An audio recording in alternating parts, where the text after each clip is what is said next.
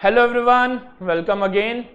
So 4 mark question in 30 seconds. मैंने जब pro tips में आपको बताया था, प्रो टिप्स वाली शॉर्ट वीडियो में, कि इंपॉर्टेंट टॉपिक्स, उसमें मैंने मियोसिस भी एक टॉपिक इंपॉर्टेंट बताया था और मियोसिस से जनरली क्वेश्चन आता ही आता है।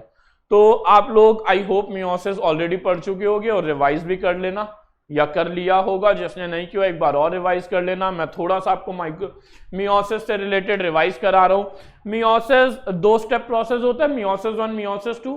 Meiosis 1 is exactly reductional division. Meiosis 2 जो होता है वो तो माइटोसिस का कॉपी होता है। Meiosis 1 is exactly reductional division. Meiosis 2 और माइटोसिस तो ऑलमोस्ट सेम होते हैं, थोड़ा बहुत ही डिफरेंस होता है। तो जब कोई आपसे मियोसिस और माइटोसिस में डिफरेंस पूछता है, मतलब वो आपसे मियोसिस 1 और माइटोसिस में पूछना चाहता है, बिकॉज मियोसिस 2 और माइटोसिस तो सेम ही है।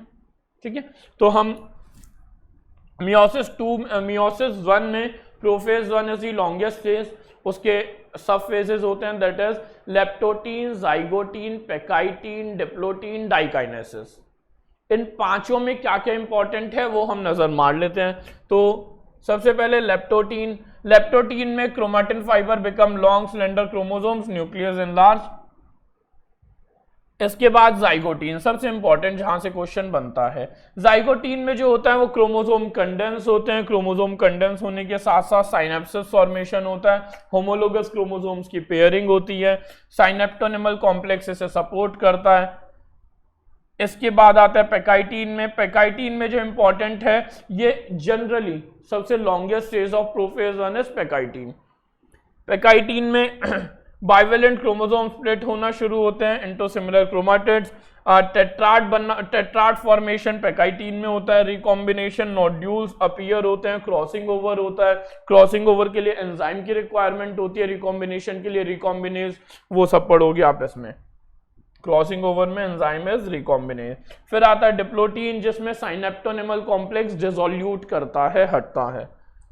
साथ साथ डिप्लोटीन में चियाज़माटा, एक्स शेप चियाज़माटा स्ट्रक्चर का फॉर्मेशन होता है, ये भी इंपॉर्टेंट है। और फिर आता है diakinesis, that is last phase. Diakinesis में टर्मिनलाइजेशन ऑफ चियाज़माटा। ये पूछा जाता है कि मैचिंग कर दो, 4 फेज दे देंगे, leptotene, zygotene, pachytene, diplotene, diakinesis, पांचों में से कोई 4 दे देंगे या पांचों भी दे दें, और उधर उनके मेन इवेंट लिख देंगे। आपको मैचिंग करके आंसर निकालना है। मैचिंग में अगर आप 1 या 2 को भी जानते हो तो 50-60% तो आपका हो ही गया है। उससे फिर 80-90% आप सही आंसर पे पहुंच जाओगे, अगर सिली मिस्टेक ना करो तो। ओके,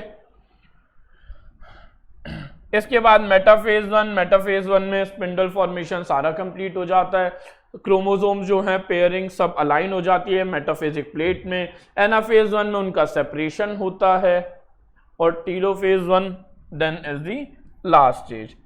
ठीक है, अब एक क्वेश्चन, इस क्वेश्चन को आपको ढूंढना है। आई होप सब स्टूडेंट्स को पता होगा, और जो नहीं पता, जिन्हें नहीं पता वो ढूंढ के जाएंगे। एक क्वेश्चन होता है कि होमोलोगस क्रोमोसोम सेपरेट कब होते हैं।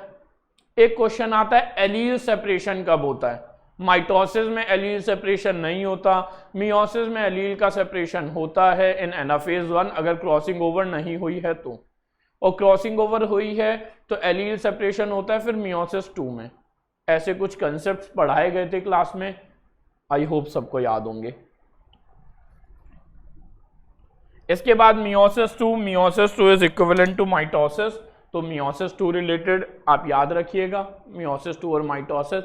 अब इंपॉर्टेंट क्वेश्चन इस चैप्टर से, एक क्वेश्चन ऐसे बना देते हैं कि एक बैक्टीरिया सेल या कोई भी सेल था जो माइटोसिस कर रहा है, 20 मिनट्स में वो माइटोसिस करता है, तो 100 मिनट्स में वहां पे टोटल नंबर ऑफ सेल्स कितने होंगे। 20 मिनट्स में एक डिवीजन है तो 100 मिनट्स में डिवीजन होंगे 5।